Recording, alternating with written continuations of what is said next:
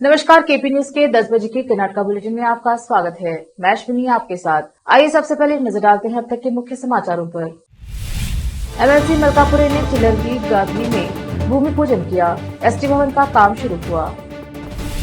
ओकलिंगा लिंगायत कोटे में 2% अधिक। सिद्धरामैया ने कहा, भारत में अनाधिकृत रूप से आपातकाल घोषित। पूर्व मंत्री एचडी रेवन्ना ने कहा, जेडीएस राज्य चुनाव का सामना करने तैयार।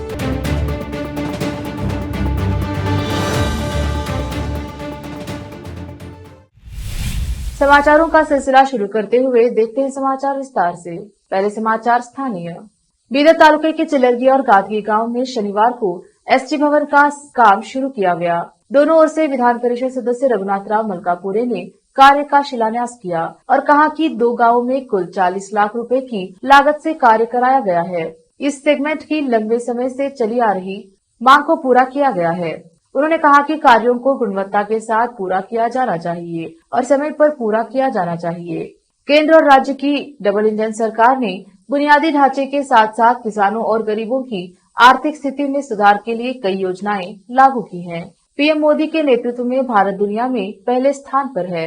सीएम बसवराज बोम्मई ने विश्वास जताया कि जनता के शासन के मद्देनजर भाजपा राज्य में सत्ता में वापस आएगी। इस अवसर पर ग्राम के लोग सहित अन्य उपस्थित रहे। विशेष संवाददाता की रिपोर्ट। अब समाचार राज्य के।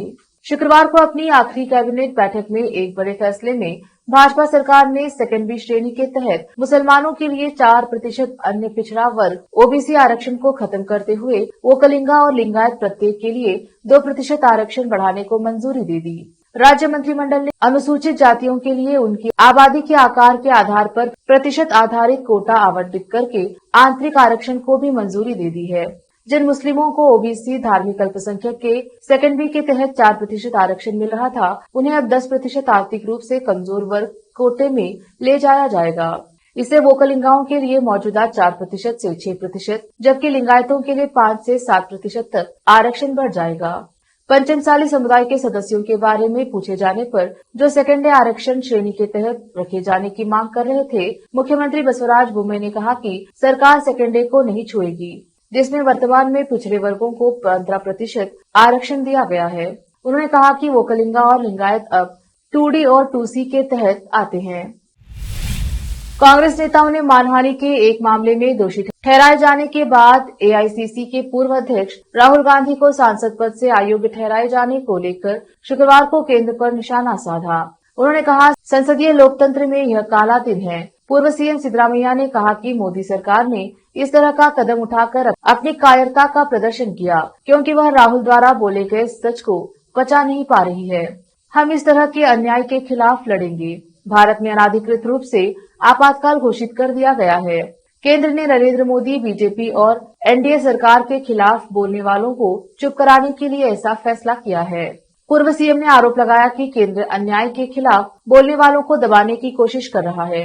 उन्होंने कहा कि नेताओं को अपनी राजनीतिक संबंधिताओं को भूल जाना चाहिए और केंद्र की कार्यवाही के विरोध में एक साथ आना चाहिए। उन्होंने कहा और पार्टी कार्यकर्ताओं से कानून हाथ में नहीं लेने का आग्रह किया। केपीसीसी के अध्यक्ष डीके शिव कुमार ने कहा, वे राहुल गांधी की लोकसभा सदस्यता को अयोग्य ठहरा सकते हैं, लेकिन वे उन्हें करोड़ों भारतीयों के दिलों से नहीं हटा सकते। लेते एक छोटा सा ब्रेक, जल्द लौटेंगे ब्रेक के बाद।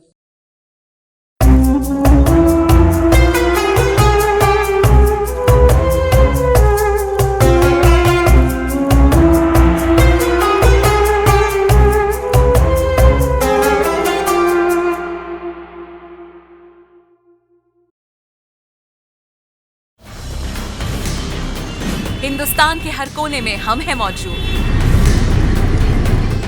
24 घंटे हालात पर गहरी नजर, खबरों से जुड़े चुपते सवालात और आपको दिखाता है धार्मिक, सामाजिक, राजनीतिक, लोकल और इंटरनेशनल न्यूज की सबसे बेहतर कवरेज, जो आपको रखती है हर पल बाखबर। देश और दुनिया भर की खबर के लिए देखते रहें KP news 24/7। Noor education trust Bidar की ओर से चलाए जाने वाला Noor MEd and BEd college Bidar, recognised by NCTE Delhi and affiliated to Gulbarga University, Gulbarga. Admission are open for the academic year 2022-23. विशेषज्ञ और सक्षम शिक्षकों द्वारा शिक्षा प्राप्त करने के लिए नूर एमएड एंड बीएड कॉलेज में दाखिला लें और शांत वातावरण में शिक्षा प्राप्त करें। बीदर शहर में बेहतर शिक्षा का एकमात्र केंद्र Noor MEd and BEd college, Shahpur gate, Bidar.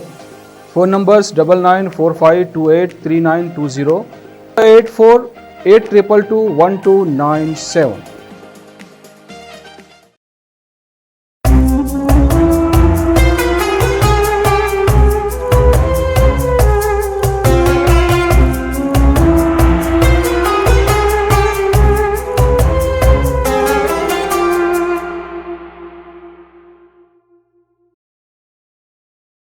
Break के बाद स्वागत है आपका। देखते हैं आगे के समाचार। पूर्व मंत्री एचडी रेवन्ना ने शुक्रवार को खोले नरसिंहपुर में कहा कि अगर कल चुनाव की तारीखें घोषित होती हैं तो जेडीएस विधानसभा चुनाव का सामना करने के लिए तैयार है। रेवन्ना ने कहा कि पार्टी सुप्रीमो एचडी देवेगौड़ा, पूर्व मुख्यमंत्री एचडी कुमारस्वामी और पार्टी के प्रदेश अध्यक्ष सीएम इब्राहिम सहित जेडीएस नेता 224 विधानसभा क्षेत्रों में जीतने योग्य उम्मीदवारों पर फैसला करने के लिए रणनीति तैयार कर रही है। सूत्रों ने कहा कि जेडीएस नेता कांग्रेस और भाजपा की अंतिम सूची आने के तुरंत बाद उम्मीदवारों की दूसरी सूची की घोषणा करने की योजना बना रहे हैं। एआईसीसी के पूर्व अध्यक्ष राहुल गांधी की सांसद के रूप में अयोग्यता का जिक्र करते हुए रेवन्ना ने कहा कि भाजपा बदले की राजनीति में लिप्त है और प्रमुख विपक्षी दलों के अन्य नेताओं को भी निशाना बना रही है। इस साल कर्नाटक चुनाव से पहले बोम्मई कैबिनेट के आखिरी फैसलों में से एक बार सरकार ने मुस्लिमों को राज्य के आरक्षण मैट्रिक्स के तहत ओबीसी श्रेणी से हटाने और उन्हें आर्थिक रूप से कमजोर वर्ग के तहत समायोजित कराने का फैसला किया है। मुसलमान पहले राज्य में अन्य पिछड़ा वर्ग ओबीसी के सेकेंड बी समूह के अंतर्गत आते थे, जो 4% कोटा प्रदान करता था। शुक्रवार 25 मार्च को भाजपा सरकार के नवीनतम निर्णय के साथ यह 4% अब नवनिर्मित समूह सेकेंड सी और सेकेंड डी के बीच वितरित किया जाएगा, जिसके अंतर्गत राजनीतिक रूप से प्रमुख वोकलिंगा और लिंगायत क्रमशः आते हैं। इसके साथ वोकलिंगा के लिए कोटा 4% से 6% और लिंगायतों के लिए 5 से 7% कर दी गई है। चुनाव से पहले बोम्मई सरकार की यह आखिरी कैबिनेट थी, क्योंकि आदर्श आचार संहिता किसी भी समय लागू हो सकती है और गतिविधि को निलंबित कर सकती है। प्रधानमंत्री नरेंद्र मोदी ने शनिवार को उन राजनीतिक दलों पर निशाना साधा जो उनका समर्थन करने के लिए पर्याप्त प्रयास किए बिना भाषाओं पर खेल खेलते हैं और आरोप लगाया कि वे नहीं चाहते कि गांवों, गरीबों और पिछड़े वर्ग के परिवार के छात्र डॉक्टर या इंजीनियर बने। चिकित्सा पेशे में शामिल होने के लिए गांव और गरीब परिवारों के युवाओं के सामने आने वाली चुनौतियों पर प्रकाश डालते हुए उन्होंने कहा, इसे समझते हुए उनके नेतृत्व वाली भाजपा सरकार ने कन्नड़ सहित भारतीय भाषाओं में चिकित्सा शिक्षा सीखने का विकल्प दिया है।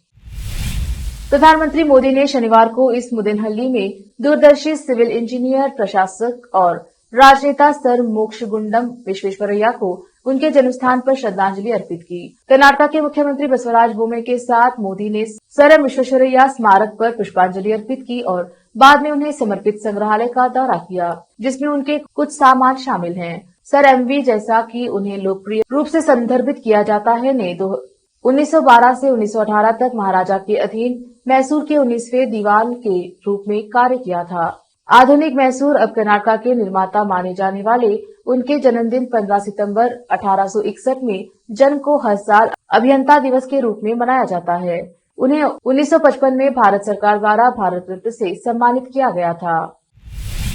सीएलपी नेता सिद्धरामैया ने शुक्रवार को यह कहा कि आरक्षण श्रेणियों में किए गए बदलावों से किसी को लाभ नहीं होगा और यह विधानसभा चुनाव से पहले राजनीतिक लाभ प्राप्त करने के मकसद से किया गया एक हथकंडा है। सरकार ने मुसलमानों के लिए 4% कोटा खत्म कर दिया है और इसे वोकलिंगा और लिंगायत को वितरित कर दिया गया है। यह एक समुदाय से दूसरे को देने के लिए छीनने जैसा है और भाजपा समुदायों के बीच दुश्मनी पैदा करने की कोशिश कर रही है। हालांकि सीएम बसवराज बोम्मई ने कहा कि मुसलमानों को आर्थिक रूप से कमजोर वर्ग कोटा के तहत आरक्षण दिया जाएगा, लेकिन ऐसा करना आसान नहीं है। उन्होंने कहा, अनुसूचित जाति के लिए आंतरिक आरक्षण पर पूर्व मुख्यमंत्री ने कहा कि यह एक लंबी प्रक्रिया है।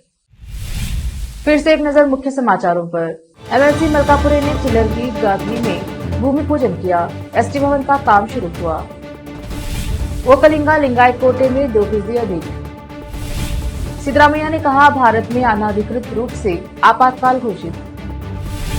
पूर्व मंत्री एचडी रेवन्ना ने कहा, जेडीएस राज्य चुनाव का सामना करने तैयार।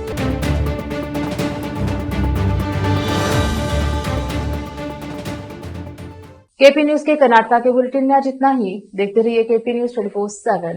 धन्यवाद।